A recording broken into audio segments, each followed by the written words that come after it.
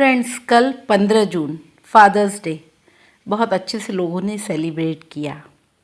तरह तरह से बच्चों ने अपने फादर को अपनी भावनाएं प्रेषित की, साथ में बैठकर अथवा फ़ोन के माध्यम से, यानी तरह तरह से उन्होंने अपनी भावनाओं को अपने फादर के सामने प्रेषित किया। मैं कहना चाहूँगी कि फादर्स डे या मदर्स डे तो हमारे लिए रोज़ ही होना चाहिए। अगर माँ घर की सुबह है जो हमें जीवन का एहसास देती है, तो फादर उस सुबह का तेज है जो हमें ऊर्जावान बनाते हैं।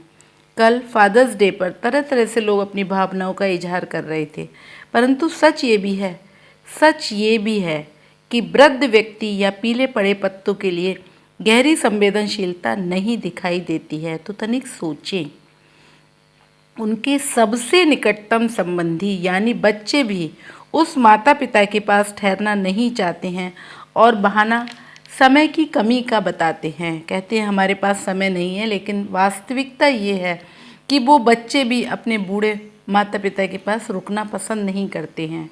हाँ, ये बच्चे कभी कभी अपने बुजुर्गों को अपने साथ मॉल घुमाने ले जाते हैं, जहाँ पूरा परिवार अपनों से थोड़ी देर के लिए ही सही पर मिल जाता है। गपशप करते हैं, साथ बैठकर खाते पीते हैं और कुछ डिस्कस भी कर लेते हैं। बड़े बुजुर्ग माता पिता भी अपनी बातें अब बच्चों को शेयर करना पसंद नहीं करते, क्योंकि वो भी सोचने लग जाते हैं अब हमारे ज़माने की बातें इनको बताना बेमानी है, बेमूल्य हैं। हम अपने ज़माने की बातें इनको क्या बताएं, क्योंकि ज़माना बहुत बदल चुका है। आज ज़माना कहाँ से कहाँ आ चुका है। अब पुत्र भी पिता बन चुका होता है और आत्मनिर्भर भी। परंतु मैं कहना चाहूँगी कि बेटों को यही बोलना चाहिए कि पिताजी, आपको जो भी बोलना है आप बेहिचक बोलिए, हम आपको दिल से सुन रहे हैं। क्योंकि मैं भी तो कुछ ऐसे ही बड़ा हुआ हूँ जैसे आप और माँ चाहती थीं, और इस पेड़ की जड़ें आप और माँ ही तो हैं।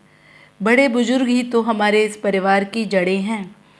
तो ये सत्य है कि हर दिन मदर्स डे है, हर दिन फादर्स डे है, परंतु ये दिवस, ये स्पेशल दिवस ही हमें खुद के करीब भी लाता है और रिश्ते के मूल्यांकन का भी मौका देता है। तो समय समय पर ये फादर्स डे या मदर्स डे या कुछ भी ये जो डे है वो मनते रहना चाहिए, क्योंकि उससे हम अपना मूल्यांकन भी कर पाते हैं।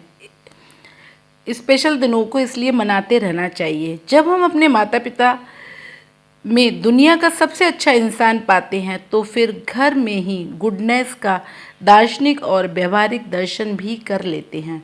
तो तनिक सोचें, जो अच्छाइयाँ हैं उनका व्यवहारिक और दार्शनिक दर्शन भी हम इन्हीं पेरेंट्स में करते हैं। तो तनिक सोचें।